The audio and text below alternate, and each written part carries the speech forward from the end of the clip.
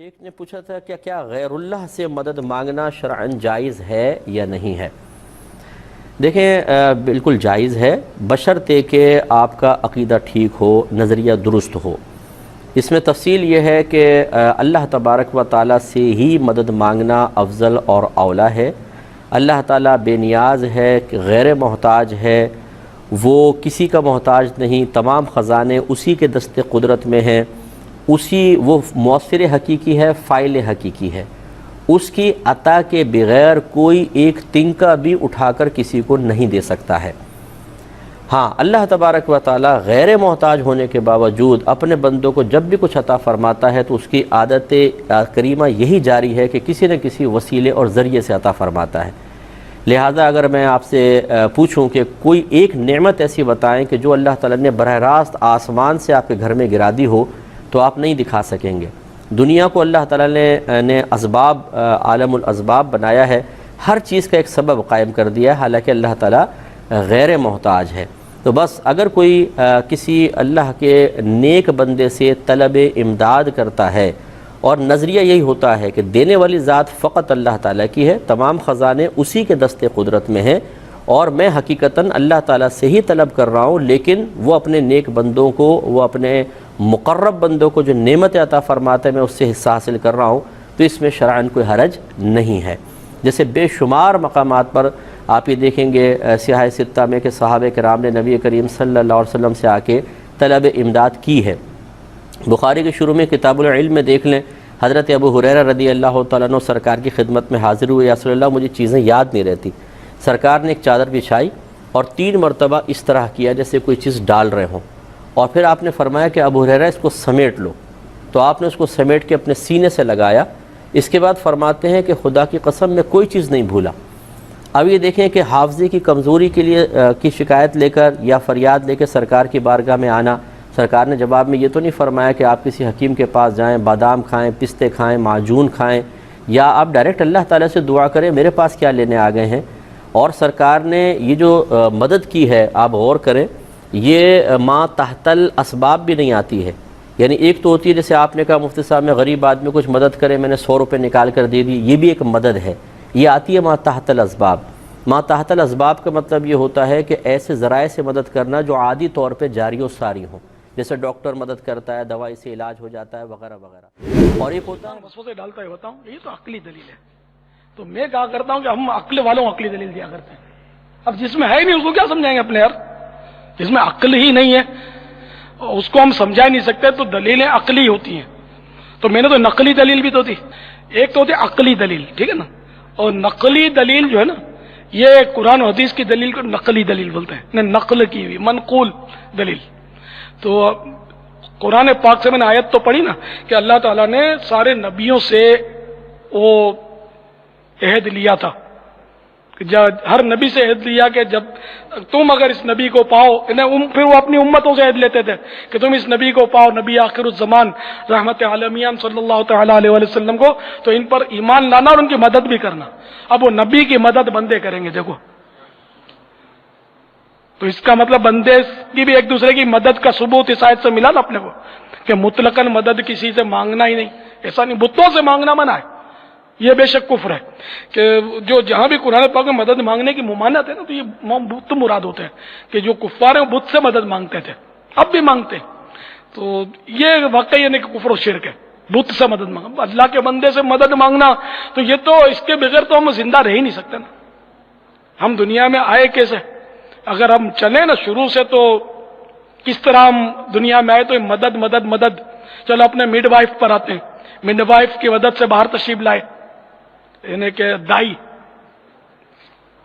اور پھر ماں اس کو ڈال دے روڈ پہ کہ میں مدد نہیں کروں گی تیری، یہ جی جائے گا کیا؟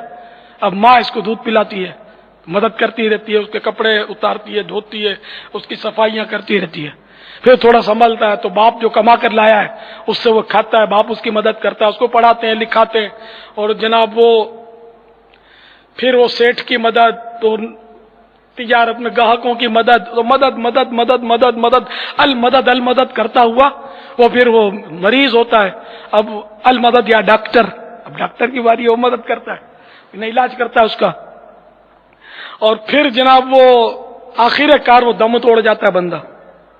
اب بھی المدد ہے، ورنہ المدد نہیں ہے تو وہیں پڑا رہے گا. اب وہ جب آئیں گے اس کو اٹھائیں گے، اس کو غسل، جو غسال ہے مدد دے گا، وہ بیچارہ ہل سکتا ہے نہیں ہل سکتا ہے، اس کی کروٹیں بدلے گا. تو اس طرح مدد کر کے اس کو پھر کپڑے بھی تو وہ کفن لپیٹے گا، یہ بھی مدد ہے. پھر ایسے ہی جا کر وہ قبر میں کود نہیں جائے گا، اس کو اٹھائیں گے، کندھے دیں گے، اس پر نماز پڑھیں گے مسلمان پر. تو یہ نماز پڑھنا بھی یقین مانے مدد ہے اس کی، اگرچہ وہ فرض کفایہ ہے. تو ان مانو کر گھوم پھر کر اپنی مدد بھی ہے کہ اپنی آخرت کی بہتری کے لیے وہ گویا اپنی مدد کر رہا ہے، لیکن یہ اس کی بھی مدد ہے کہ اس کے لیے دعا کر رہی ہے. تو اب یہ کہ پھر اس کو اٹھا کر کندھوں پر سوار کر کے لے جائیں گے، قبر میں اتاریں گے اور اس کو دفن کر دیں گے. مدد سے اب بھی وہ فارغ نہیں ہے. اب جب تک اس کے لیے ایصال ثواب ہوتا ہی رہے گا نا، یہ ساری اس کی امدادیں ہیں، یہ مدد ہے. تو یہ مدد کے بغیر تو کوئی یعنی کہ ہے ہی نہیں. اب درخت کے نیچے آپ کھڑے ہو جاؤ اور بولو اب یہ خود ہی گرے میرے پاس اور میں تو کھاؤں، تو اب آپ میں بولوں گا چل کر درخت کے پاس گئے کیوں؟ تمہارے ٹانگوں کی مدد سے گئے. اب گرے تو اٹھا کر کھاؤں، تو اب ہاتھوں کی مدد کی نیت کی ہوئی ہے تم نے کہ ہاتھوں سے مدد لوں گا. تو نہیں میں منہ کھول کے یوں کھڑا ہو جاؤں. اچھا بالفرض چلو منہ کھول کر آپ کے منہ میں بھی گرا، تو پھر بھی دانتوں کی مدد سے تو آپ فارغ نہیں ہیں. دانت مدد کریں گے؟ نہیں میں دانتوں کی بھی مدد نہیں لوں گا. تو ویسے ہی اندر گھس گیا تو اندر یہ پھر دھمال کرے گا، پھر آپ کو طبیب کی مدد لینی پڑے گی. تو اس لیے مدد کو مان ڈالو.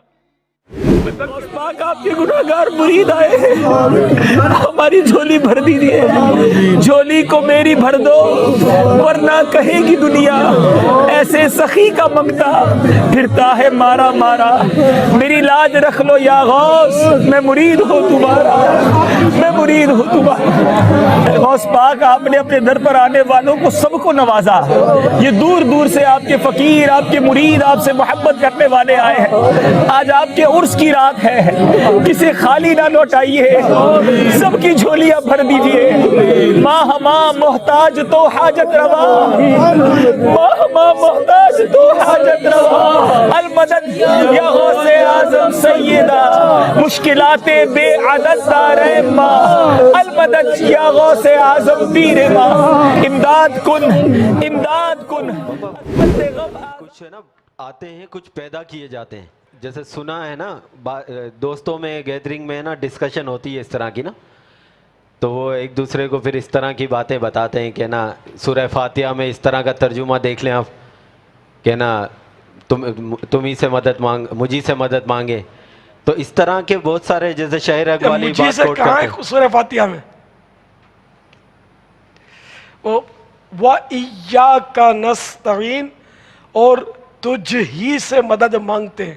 یہ یوں ہے مطلب یا اللہ کا حکم اس میں ان مانو کر نہیں ہے کہ اور مجھ ہی سے مدد مانگو. بات تو اب وہاں جائے گی نا کہ بھائی وہ کہاں ہے کہ مجھ سے مدد مانگو کسی اور سے نہ مانگو. کس آیت کا ترجمہ کیا؟ کس آیت کا ترجمہ ہے؟ یہی تو بات، یہی تو زبان بند ہو جاتی ہے. میں عرض کروں، اصل میں بزرگوں نے جو عقائد و نظریات بیان کیے ہوتے نا، تو وہ تمام ہی آیات، احادیث، صحابہ کے نظریات اور ان کی جو ڈیفینیشن ہوتی ہے ان کو سامنے رکھ کے بیان کیے ہوتے ہیں. اب مثال کے طور پر جیسے انہوں نے کہا کہ قرآن میں یہ ہے اور قرآن میں وہ ہے، ایاک نعبد و ایاک نستعین، اس طرح میں ایک چھوٹی سی مثال پہلے عرض کر دوں کہ صرف ایک طرف کی بات کو دیکھنا اور دوسری طرف کو چھوڑ دینا، یہ قرآن پاک میں یہود و نصارہ کا بیان کیا گیا، کفار کا طریقہ کہ وہ بعض آیتوں پر ایمان لاتے ہیں اور بعض کو چھوڑ دیتے ہیں. تو مثال کے طور پر ایک مثال قرآن پاک میں ہے قل حسبی اللہ، اے محبوبہ فرما دیجیے کہ میرے لیے اللہ کافی ہے. اب کوئی اسی آیت کو لے کے جیسے لگاتے ہیں بعض لوگ نعرہ کہ ہمارے لیے اللہ کافی ہے، اللہ کافی ہے، میرے لیے اللہ کافی ہے، اور پھر اس کا معنی مفہوم یہ لینا کہ اللہ کے سوا کوئی کفایت کرنے والا ہے نہیں. یہاں پہ حسبی کا لفظ استعمال ہوا ہے، حسبن، جس کا معنی کفایت کرنا ہوتا ہے، کافی ہونا ہوتا ہے کسی کا. قرآن پاک کے اندر دوسرے مقام پر سورۃ الانفال کے اندر اللہ تبارک و تعالیٰ نے یہ ارشاد فرمایا، یا ایھا النبی حسبک اللہ ومن اتبعک من المؤمنین. اے نبی، اے غیب بتانے والے، آپ کو اللہ کافی ہے اور جو مومن آپ کی پیروی کرتے ہیں، یعنی حضرت عمر رضی اللہ تعالی عنہ، ان کے بارے میں آیت ہے، آپ کو اللہ کافی ہے، اور جو مومن آپ کی پیروی کرنے والے ہیں یعنی حضرت عمر، وہ آپ کو کافی ہیں۔ اب دیکھیے ایک مقام پر اللہ تبارک و تعالی نے یہ ارشاد فرمایا کہ آپ یہ ارشاد فرمائیے کہ میرے لیے اللہ کافی ہے، اور دوسرے مقام پہ یہ ارشاد فرمایا کہ اے نبی آپ کو اللہ بھی کافی ہے اور وہ جو مومن آپ کی پیروی کر رہے ہیں وہ بھی کافی ہیں۔ تو اب یہ کوئی شخص ایک ہی آیت کا نعرہ لگاتا رہے اور دوسری آیت کو چھوڑ دے تو پھر یہ مسلمانوں والا طریقہ نہیں ہے۔ مسلمان کا طریقہ کار یہ ہے کہ وہ ان دونوں آیتوں کے مفہوم کو دیکھے گا کہ مفسرین نے اس کا معنی کیا بیان کیا۔ اب وہی معنی جو مدد کے حوالے سے اتنی دیر میں بیان کیا جا رہا تھا وہی یہاں پر آئے گا کہ یہ ایک معنی یہ بنے گا اس کا کہ اللہ تبارک و تعالیٰ جو کافی ہے، اللہ تبارک و تعالیٰ جو بندے کی مدد کرتا ہے وہ اس کی حقیقی مدد ہے، وہ اس کی حقیقی کفایت ہے، وہ کسی کے دیے سے نہیں کرتا، کوئی اس کو کفایت دے، کوئی اس کو طاقت دے، قوت دے، اس سے وہ بندے کے لیے کافی ہو جائے، ایسا نہیں، اس کی حقیقی مدد ہے۔ اور جب ہم آئیں گے مومنین کی طرف کہ وہ نبی کریم صلی اللہ علیہ وسلم کے لیے کیسے کفایت کرنے والے ہیں، یہ کسی اور کے لیے کیسے کفایت کرنے والے ہیں، تو پھر اس کا جو معنی بنے گا وہ یہ بنے گا کہ اللہ تبارک و تعالیٰ نے ان کو قدرت دی، اللہ تبارک و تعالیٰ نے ان کو طاقت دی، تو اس لیے وہ دوسروں کی کفایت کرنے والے ہو گئے۔ تو یوں دونوں آیتوں کے معنی بالکل درست ہو جائیں گے۔ قرآن کی آیت میں اس طرح کا کوئی ٹکراؤ نہیں۔ اس طرح کی اور بہت ساری مثالیں بن سکتی ہیں۔ غیب کی مثال لے لیں، قرآن پاک میں ایک مقام پہ یہ ارشاد فرمایا کہ غیب کا علم اللہ تبارک و تعالیٰ کو ہے، اور بعض مقامات پہ یہ ارشاد فرمایا کہ اللہ تبارک و تعالیٰ اپنے پسندیدہ بندوں کو غیب کا علم دیتا بھی ہے۔ تو اب ان دونوں کا معنی کیا بنے گا کہ ایک طرف اللہ تبارک و تعالیٰ یہ ارشاد فرمائے کہ غیب کا علم اللہ کے پاس ہے، اور ایک طرف یہ ارشاد فرمائے کہ اپنے رسولوں کو، پسندیدہ رسولوں کو غیب کا علم دیتا بھی ہے۔ تو ان دونوں آیتوں کا معنی بالکل واضح ہے، سمپل بالکل، کہ جہاں یہ بات آئی کہ اللہ کو غیب کا علم ہے تو اس کا مطلب ہے کہ اس کو کسی کے بتائے سے نہیں ہے، وہ اس کو خود ہی سے علم ہے۔ اور جہاں رسولوں کی بات آتی ہے، دوسروں کو غیب کی بات آتی ہے، تو پھر اس کا مطلب یہ ہوتا ہے کہ اللہ تبارک و تعالیٰ کے دیے سے ان کو غیب کا علم ہو جاتا ہے۔ تو یوں تمام آیات اور احادیث کو سامنے رکھ کر بزرگ جو ہے وہ عقیدہ بیان کرتے ہیں۔ اب قرآن پاک میں جن مقامات پر یہ بیان ہوا کہ ایاک نعبد و ایاک نستعین، کہ ہم تجھ ہی سے مدد مانگتے ہیں، تیری ہی عبادت کرتے ہیں اور تجھ ہی سے مدد مانگتے ہیں، تو اس کا مطلب یہی ہے کہ حقیقی مددگار یہ اللہ تبارک و تعالیٰ کی ذات ہے۔ اب دوسری طرف آئیے، قرآن پاک میں اللہ تبارک و تعالیٰ نے سورہ نازعات کے اندر یہ ارشاد فرمایا فالمدبرات امرا، ان جانوں کی قسم کہ جو کائنات کے کام بناتی ہیں۔ کائنات کے کام، بارش برسانا، رزق دینا، تقسیم ہونا، یہ سارے کائنات کے کام ہیں۔ اب اللہ تبارک و تعالیٰ فرشتوں کی قسم یاد فرما رہا ہے کہ ان فرشتوں کی قسم کہ جو کائنات کے کام بناتی۔ کائنات کے کام کون بناتا ہے؟ لوگوں تک بارش کون پہنچاتا ہے؟ لوگوں کی مدد کون کرتا ہے؟ لوگوں کے پاس رزق کون پہنچاتا ہے؟ کون دیتا ہے؟ یہ سب اللہ تبارک و تعالیٰ دیتا ہے، لیکن یہاں پر اللہ تبارک و تعالیٰ فرشتوں کو کائنات کے کام بنانے والا فرما رہا ہے۔ شاہ عبدالعزیز محدث دہلوی رحمۃ اللہ تعالیٰ علیہ بہت بڑے محدث گزرے، بہت بڑے عالم دین گزرے، اعلیٰ حضرت کے استادوں کے استاد تھے، اعلیٰ حضرت ان کو علم کا پہاڑ فرمایا کرتے تھے، اتنے بڑے عالم دین تھے۔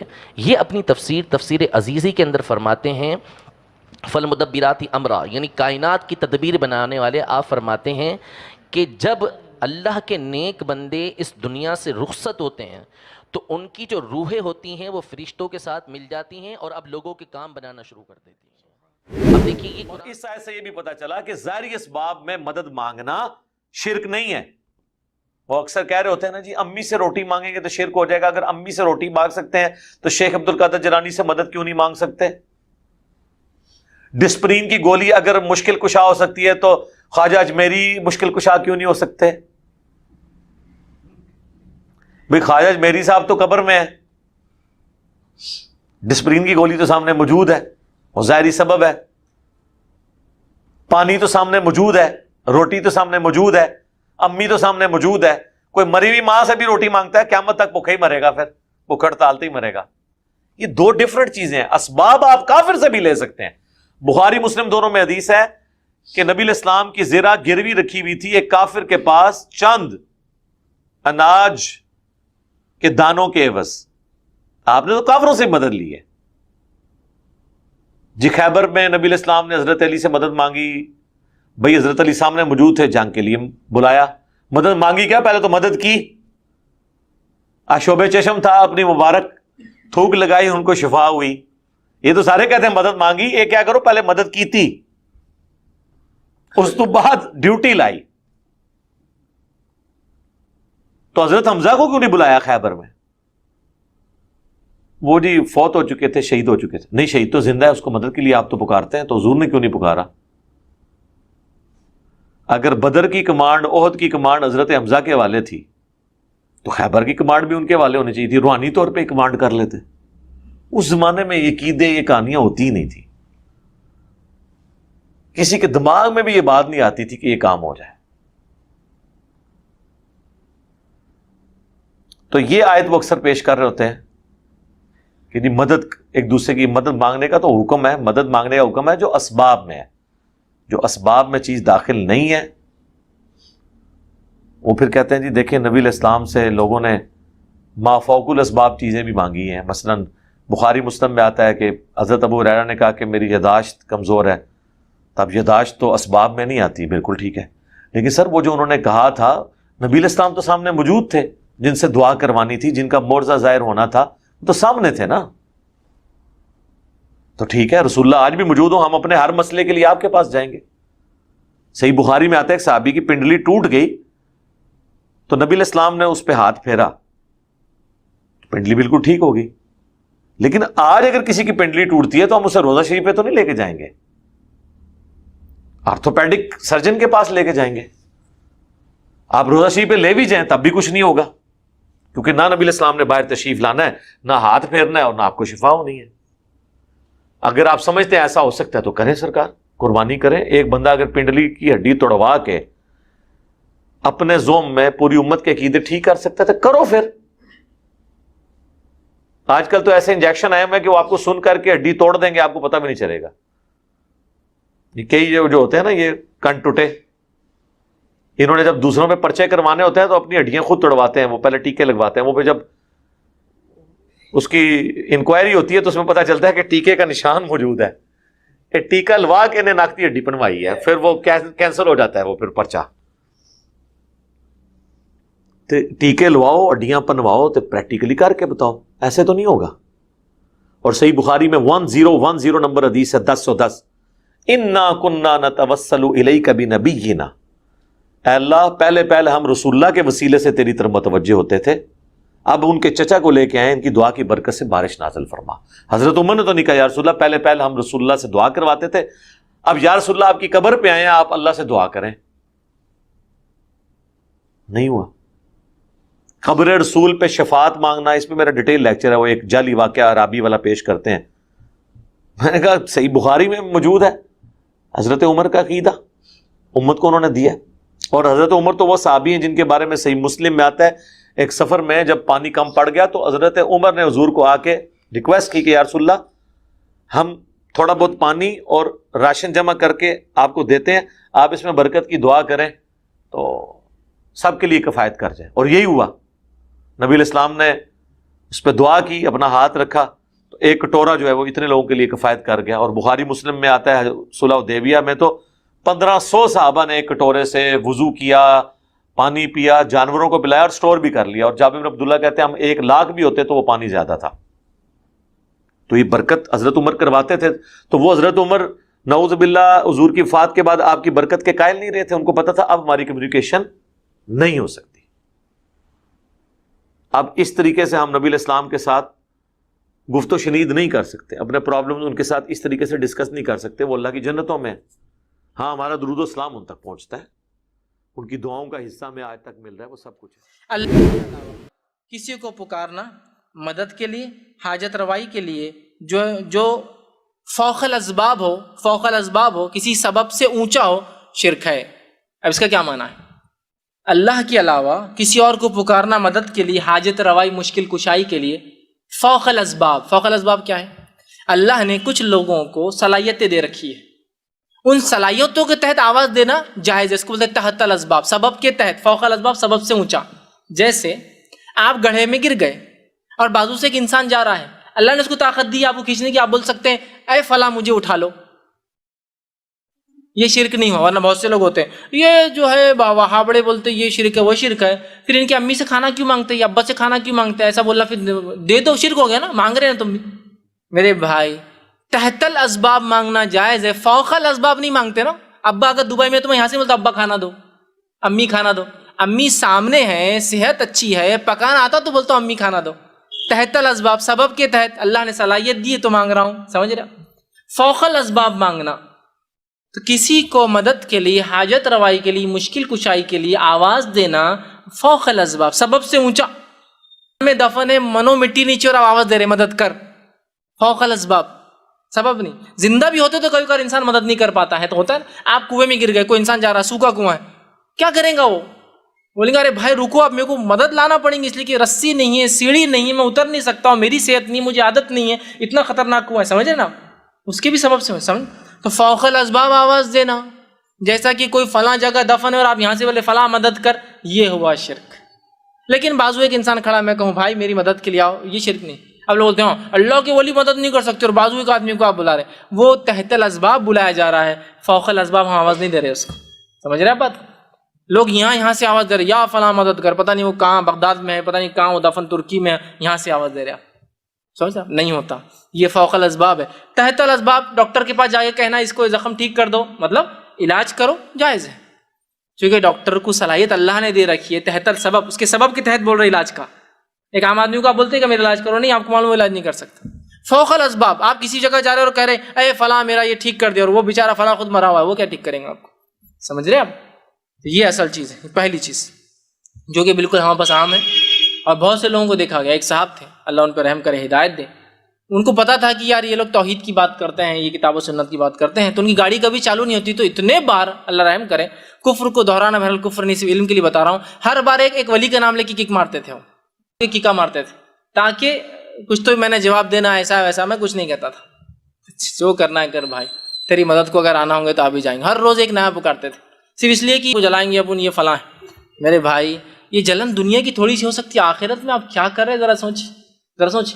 اور اتنا بھی اپنے ولیوں کو چلر بنا دینا میں سمجھتا ہوں ٹھیک نہیں، کک کے لیے بلایا جا رہا ہے۔ منسٹر لیول کا کوئی آدمی رہا، کارپوریٹ لیول کا رہا بھی تو بلاتے نہیں جلدی، اور ولیوں کو ککوں کے لیے بلا رہے ہیں۔ اب خیر میں کچھ بولتا نہیں، تب کیا کریں گے؟ ایک صاحب تھے، ان کو پتہ چل گیا کہ ہم لوگ توحید پر ہیں، تو جم میں آتے تھے، میں بھی جم جاتا تھا، تو جم کے اندر تھر تھر کانپ رہے، یا بول کے اٹھاتا تھا، کچھ نہیں بولتا اس میں نے کہا اب اتنا ہی باقی تھا کہ تو ایکسٹرا لوڈ اٹھا، اس کو بلا، اس کے لیے ایکسٹرا لوڈ تو اٹھا، جم تو جا اور آئے مدد کری، ہیلپ کی۔ سبحان اللہ، تمہیں تو بولنا چاہیے تھا جم کے مالک با، ہیلپر کو دیر گوڑا، لیکن صرف جلانے کے لیے، مطلب کہ یہ لوگ بولتے ہیں اللہ سے مانگنا صرف، تو میں اب آواز دوں گا، اس سے کسی کا کچھ نہیں جانے والا سوائے اپنی آخرت کو ہم خود خراب کریں گے۔ اور اندازہ لگائیے اپنے ولیوں کو اتنا چیپ کیوں بنا رہے ہیں آپ، اتنا سستا کیوں بنا رہے ہیں کہ آپ کی جم میں ہیلپ کرنے آ رہے ہو، ایکسٹرا لوڈ تو اٹھا رہا اور وہ ہیلپ کریں گے، تیرے سپورٹ کریں گے، کتنی مطلب آپ خود دیکھیے ہم کہاں بول رہے، کیا بات بول رہے، اور کیا مقام دے، اللہ کے ولی، اور تو دیکھ تو نے مقام کیا کر دیا، کک بنانے بلا رہا، جم کے اندر ویٹ اٹھانے بلا رہا، تو دیکھ تو نے کیا کر دیا ان کا۔ ہم تو ان کا مقام اپنی جگہ رکھ رہے جو ہے، جو ہونا چاہیے، ٹھیک ہے۔ تو اللہ کی ولیوں کا ہم انکار نہیں کرتے، اللہ کی ولیوں پر ہمارا ایمان ہے کہ اللہ کے ولی ہوتے نیک لوگ ہوتے ہیں، اس لیے کہ صحیح مسلم کی روایت آپ نے فرمایا جو اللہ کے ولی کو تکلیف دیتا ہے، اس کے دوست کو تکلیف دیتا ہے، اللہ اس کے اوپر ایک بھوکے شیر کیسا ٹوٹ پڑتا ہے۔ ہم مانتے ہیں تمام چیزوں کو، لیکن ہم نے غلو نہیں کیا ان کی ذات میں، ان کو ان کے مقام سے اونچا، جیسا عیسیٰ ابن مریم کے ماننے والوں نے عیسیٰ علیہ السلام کو نوبت سے اٹھا کر، رسالت سے اٹھا کر جو ہے عبادت تک لے گئے۔ ہم غلو نہیں کرتے، نہ کسی نبی کی ذات میں، نہ کسی صحابی کی ذات میں، نہ کسی ولی کی ذات میں۔